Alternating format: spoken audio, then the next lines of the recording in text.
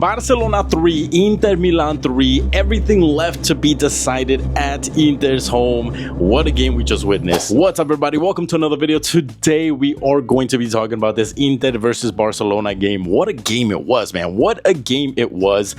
And I mean, we have a big second leg to come, man. We are definitely in for a treat. If you guys are new to this channel, though, before I get started, I want to just mention this. Be sure to drop a like. Be sure to hit that subscribe button if you guys are not subscribed. I talk about everything football. I am a Madridista, but I talk about the good, the bad, the good and the bad of Barcelona, the good and bad of Madrid as well. And I'm objective, man. I'm objective. I love my Madrid. I'm a diehard Madridista, but I give credit where credit's due when it comes to Barca and any other teams as well, man. So do me a favor, hit that like and hit that subscribe. Now let's get started and start talking about this game, man. What a game we witnessed. Really quickly, I'm just gonna go over the goals, what happened, and then we'll talk about players, individualists, and all that stuff. All right, so literally 30 seconds, the fastest goal that was ever scored in history of Champions League football. 30 seconds, I believe it was, and Thuram backheel goal into the. I just could not believe it when it happened, man. I was just, like I said, I'm a Madridista, but I just didn't have even time to celebrate. I was just like, okay, we're starting this right away. I thought it was going to be harder for us. I'm saying it like I'm an Inter fan. I mean, of course, I've been watching Inter for my whole life, guys. I've literally been a fan since forever, literally forever. I am just kidding. I of course, me as a Madridista, I'm gonna go and root for everything against Barcelona. I really wish and hope that they miss the bus. I hope that they miss their TV interviews. I hope the worst for the team.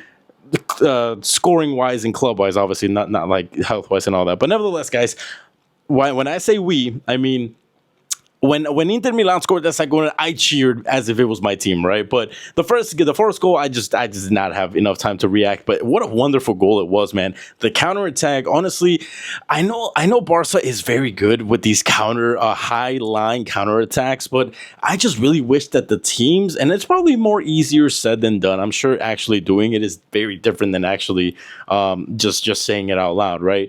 But I wish these teams would just exploit that, because the line is so high up, and it really just takes one over the top ball and a good planning for someone from behind to just walk their way in.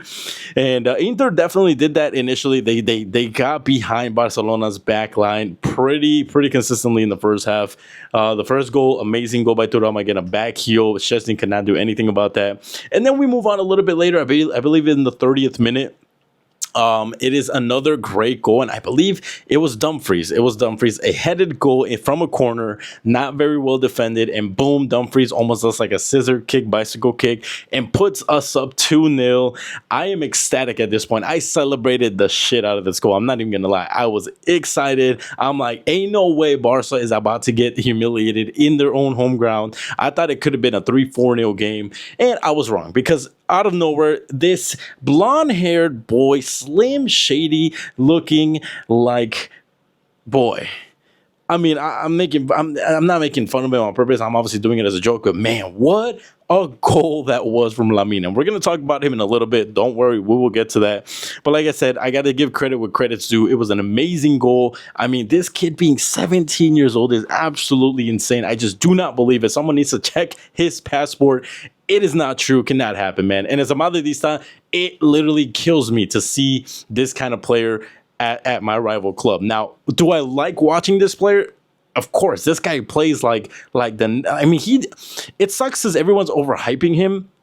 Not overhyping, that's the wrong word. I want to say everyone's hyping him up to be this great player, which of course it's pointing that way for sure. But it's just like I just wish people wouldn't give that pressure to the kid. To that he needs to become the next big thing in the world, you know. Let him grow, let him be his own character, let him do his own thing out there, and he's definitely showing it, man. This Lamine Yamal just broke down this Inter defense that nobody has been able to break down. I believe they've only conceded 5 goals. I might be wrong. It might be even less. But in this whole Champions League little table that we did this season, they only conceded a certain amount of goals, a handful of goals. And Lamine over here almost puts 3 past them. And Rafinha almost puts another 3 or 2. Insane things from this kid, man. And again, as a Madridista, it really kills me to see that Barca have such a gem in their team. But as a football fan, I love to watch Lamine play because he's just magical. Literally every ball he gets, there's gonna be something big that comes with it. So Lamine scores a great goal, and at this point, I was like, I mean, I like what else? What else can you say, right? What else can you say to that? And like 2 minutes later, this kid tries it again, and he damn near gets a second goal like within a minute or two. And this one was almost better than the next because he goes along the corner, he does a dummy, fakes the defender. The defender's on the floor picking up the grass, and this kid, man, Lamine Yamal shoots the ball. The goalie deflects it into the crossbar. I would have just turned it off at this point and just gone about my day because I just couldn't believe it no more. Luckily, he does not score it, and the game continues. First half 2-2, it ends there. Second half, it starts pretty even, here and there. No one really has too much occasions. Barca has some here or there. And then, boom, Inter Milan strikes and gets a third one. And man, I really liked Inter Milan's game today. I really feel like obviously they're more of the holding back and counter, but Inter Milan's counter this game was insane, man. I feel like every counter was very good. And as someone that watches Madrid every single time they play, our counters used to be the epitome of everybody. Like everybody used to study our counters. Our counters this season are shit. I don't think we've ever scored a counter like in 2025. It's just been terrible. But it was nice to see Inter Milan's counter style and counter effectiveness really work. Every time they got on the ball on the counter, it was nice. They were passing the ball and they didn't lose the ball. They had structure. It was nice to see that, and it brought memories to when my Madrid used to play like this. But nevertheless, they go up 3-2.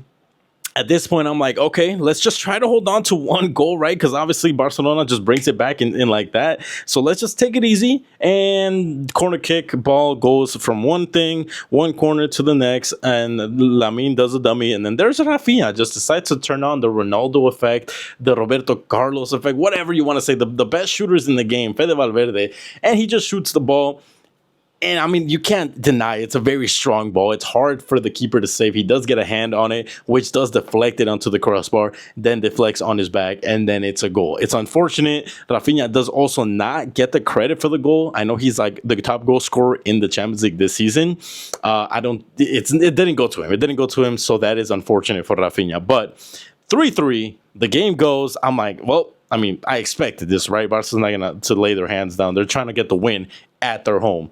And they almost get it. Lamine gets a crossbar shot as well a little later. And then Inter Milan are offside for the fourth goal just by this much, man. Just by this much. It brings me back a little bit to the proposal that Arsene Wenger wanted to do, where if you're offside by like this much or like not a substantial amount, it's not going to be offside. And I really wish this was implemented. Let me know in the comments if you guys agree, but I really wish this was implemented, not just because of this game, but there's so many games where it really is by this much. And it's not even an amount that would significantly give the player an edge over the defender. And I feel like, man, the games definitely would be so different. But I mean, let me know. Do you guys think that this Arsene Wenger offside little rule proposal would be better than the one it is now? Because being this much offside, oh, man, that's tough. That would have changed this game and many other games, obviously, everywhere around the world. I know Lewandowski had a similar situation against Real Sociedad where he was this much offside. Like, come on, really? It doesn't make sense. It really doesn't. It sucks, but it's something that I think with further times, updates, football changing, and has to change as well. But the game ends 3-3. Everything left to be decided at Inter Milan's home. And a few things I want to touch on, man. I mean, some players in this game definitely deserve the praise. Again, Madridista here, but I got to give praise where praise is due. Lamine Yamal, I mean, insane. I've already said it already. I've hyped him up so much, but man, this kid is insane. The ball control he has. These are senior players that he's playing against, man. He's 17 and he's playing against these senior players, Inter Milan top tier defenders, and he's just walking around them like it's nothing. Now, obviously, Inter Milan hasn't been like the best defensively these past days, but you can't use that as an excuse. Lamine it's just a different level, man. It's a different level with Lamine. Another player I wanted to touch on as well, Rafinha had a pretty decent game. Rafinha has been coming off of a few average games, I would say. But today was a very good game from Rafinha. I liked what I saw from Rafinha, and he was deadly, man. He was very deadly. Every shot he took today was pretty much on target, or looked like it was going to be on target. So definitely a good game for Rafinha, I think. Like I said, Inter counters were insane today. I really liked the Inter counters. I think we're in for a great game in the second leg next Tuesday. So I'm excited to see that as well. And then, honestly, it's just a 50-50 game at this point, man. Even though we are at Inter's home now, whoever gets that first goal, it's gonna dictate. It's gonna dictate the play of the game. Now, honestly, I think Inter needs to get 2 goals in the next game comfortably to be like cruising around. But if they want to sit back against Barca, it's not a good idea, man. It's hard to sit back against this Barca. You sit back against Madrid like this, Madrid never scores on you. In 5 years of straight 90 minutes gameplay, no goals from Madrid will come. But if you play like this against Barca, it's impossible, man. It's impossible. It's gonna be a very tough second leg. Let me know in the comments, what do you guys think? Who is gonna go through? I just think this year we do have some very strong contenders and semifinalists. My dream, obviously, as a Madridista, is to get Inter into the final because I don't want Barca to win anything. And I want to, honestly, it's tough because PSG and Mbappe, but honestly, the way PSG are playing, it's nice because I don't like the way PSG does things with spending money and just kind of being a hierarchy.